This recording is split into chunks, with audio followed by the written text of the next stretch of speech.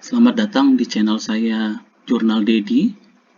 Untuk yang pertama kali bergabung dengan channel saya, tidak ada salahnya teman-teman untuk like, komen, dan subscribe di akhir video ini.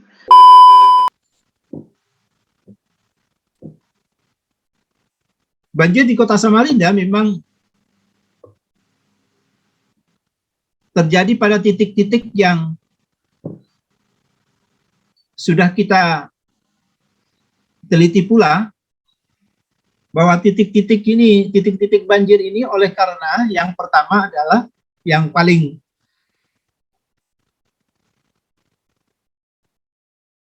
menjadi penyebab banjir itu adalah bahwa dataran yang ada di tempat tersebut adalah hanya beberapa meter dibandingkan dengan permukaan laut.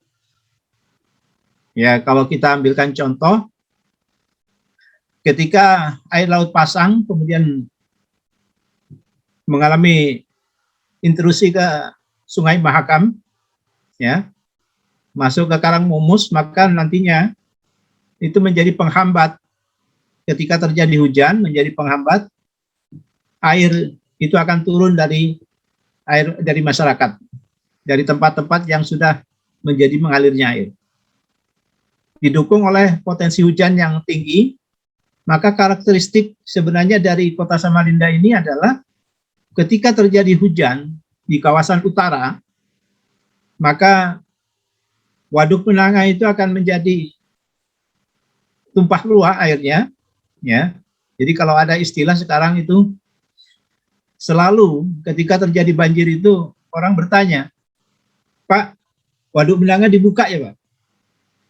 Memangnya waduk itu ada pintunya, dibuka dan ditutup, ya. Waduk itu selalu dalam keadaan terbuka, kapanpun, dimanapun, waduk yang namanya waduk itu ya terbuka.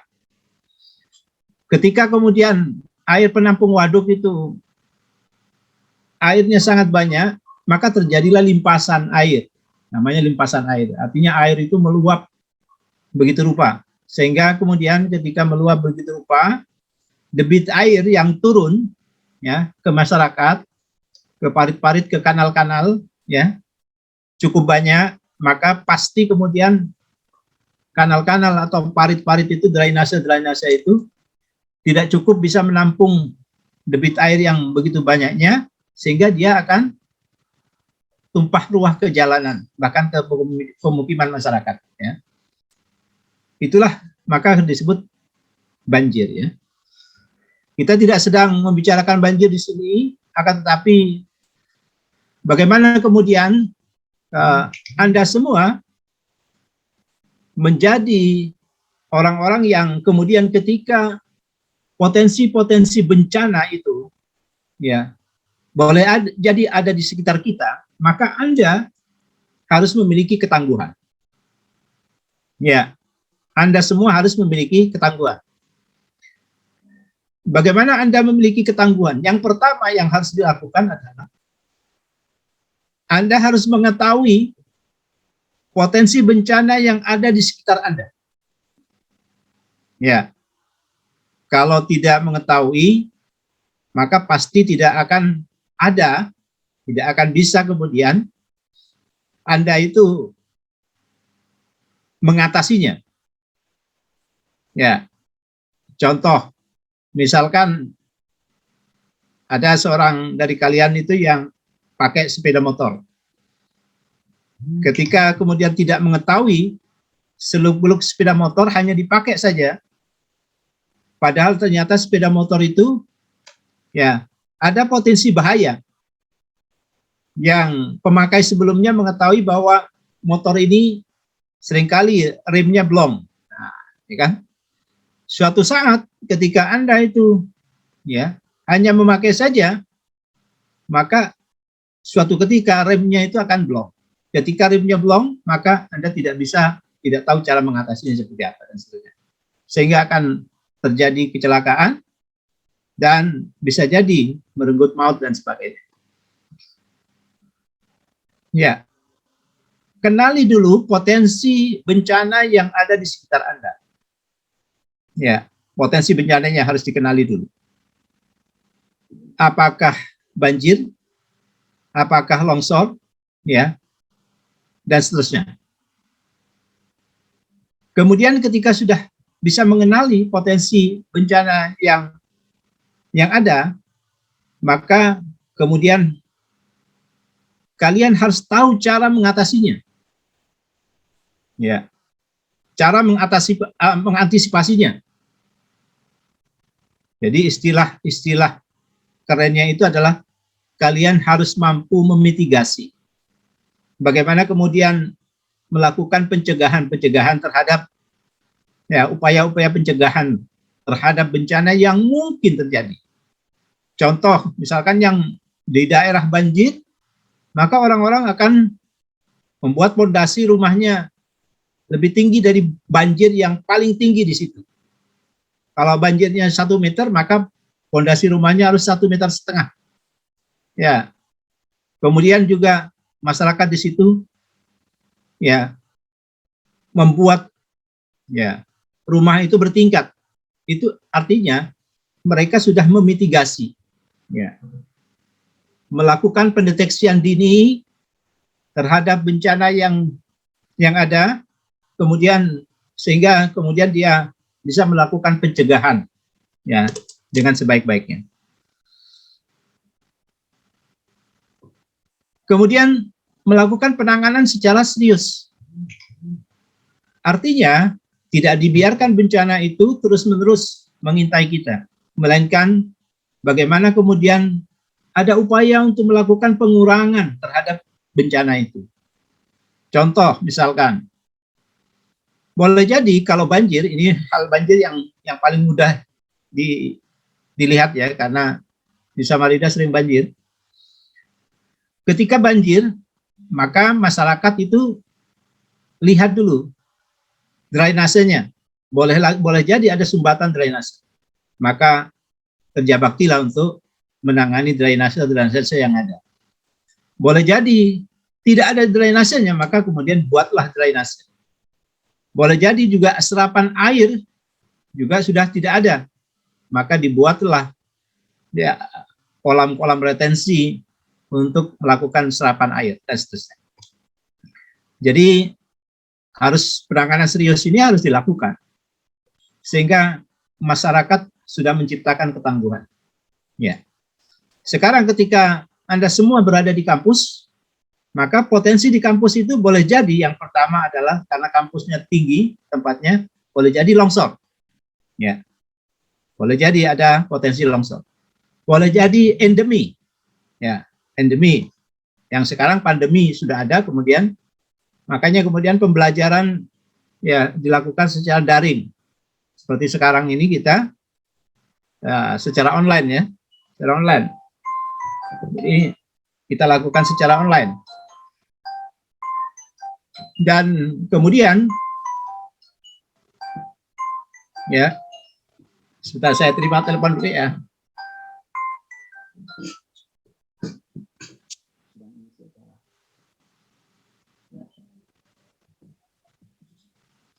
Ya, mohon maaf. Karena tadi pagi panitia aja menghubungi saya hanya 20 menit katanya. Ternyata sampai jam berapa saya ini? Karena saya harus membuka acara juga ini jam setengah. Ya, sampai jam berapa saya?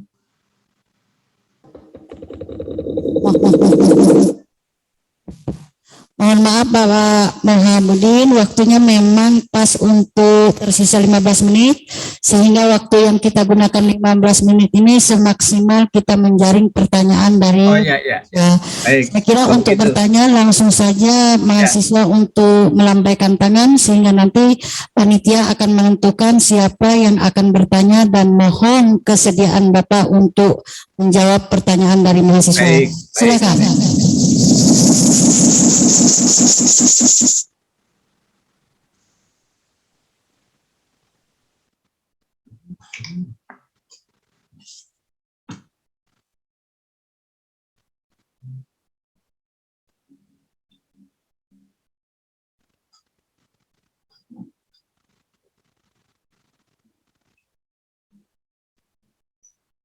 Ya, silakan.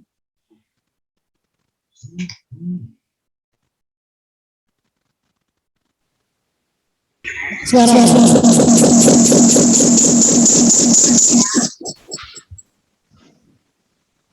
Baik, suaranya Mbak Juliana. Masih mute, di unmute dulu ya. Apa? Oh. Silakan. Saya mau nanya dong. Ya. Itu kalau kan keadaan pandemi nih Pak. Ya. Itu kapan kita bisa nanganin sama kapan selesai pandeminya Pak? Itu Pak, mohon dijelaskan Pak. Terima kasih. Ya. Silakan yang lain. Ditampung dulu supaya nanti jawabnya langsung.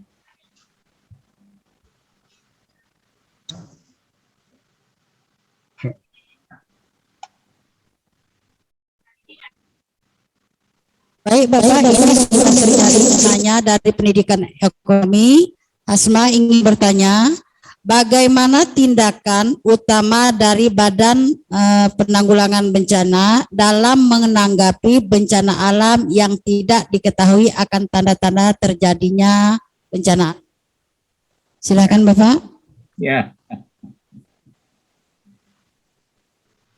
Sudah cukup? Itu aja atau masih ada lagi? Apakah sekaligus Pak di Ya, sekaligus saja. Atau satu saja? Langsung 5 aja. Langsung 5 penanya, silakan. Banyak yang dari Muhammad Sajid Jamil dari jurusan Pendidikan Kepelatihan Olahraga. Di dalam penanggulangan bencana, pihak mana saja yang bertanggung jawab dalam penanggulangan bencana? Ya. Pertanyaan yang ketiga dari Nur Muhammad Malik Ibrahim dari Prodi Fakultas Keguruan Olahraga, Pelatihan Olahraga. Apakah kegiatan pertambangan itu dapat menimbulkan bencana? Jika dapat menimbulkan bencana, mengapa pertambangan ilegal masih banyak ditemui di Kalimantan Timur? Dan apakah ada tindakan dari Badan Penanggulangan Bencana Daerah Kalimantan Timur, Pak? Silakan, 3 pertanyaan sudah diberikan, waktu dan tempat kami persilakan. Ya, baik, terima kasih. Ya, kepada penanya ada siapa tadi yang langsung tadi, Mas Anwar ya, kemudian Asma, kemudian Said Jamil, kemudian Nur Malik ya. Kalau yang pertama adalah ketika berbicara tentang pandemi kapan selesainya, kita inginnya hari ini selesai. Ya, kita inginnya hari ini selesai. Tapi virus ini, ya, virus ini kayaknya masih betah di muka bumi ya. Dengan indikator apa? Indikatornya adalah masih banyak yang terpapar, yang positif ya. Konon prediksi para ahli, ya mungkin sampai 2022 pun juga masih terjadi pandemi ini. Kita harus bersabar. Wujud kesabaran itu adalah bagaimana kemudian kita memiliki kepedulian dan berupaya sekuat tenaga untuk menerapkan 5M, ya, dengan menggunakan masker, kemudian rajin mencuci tangan dan seterusnya, tidak berkerumun, ya. Bahkan mobilitasnya pun juga bukan berarti kemudian tidak boleh mobilitas, tapi diantisipasi untuk tidak kemudian menimbulkan keterpaparan baru. Itu ya. Kemudian ketika kita berbicara tentang bencana alam, maka bedanya bencana alam dengan non alam itu adalah kalau bencana alam itu pasti ada tanda-tandanya.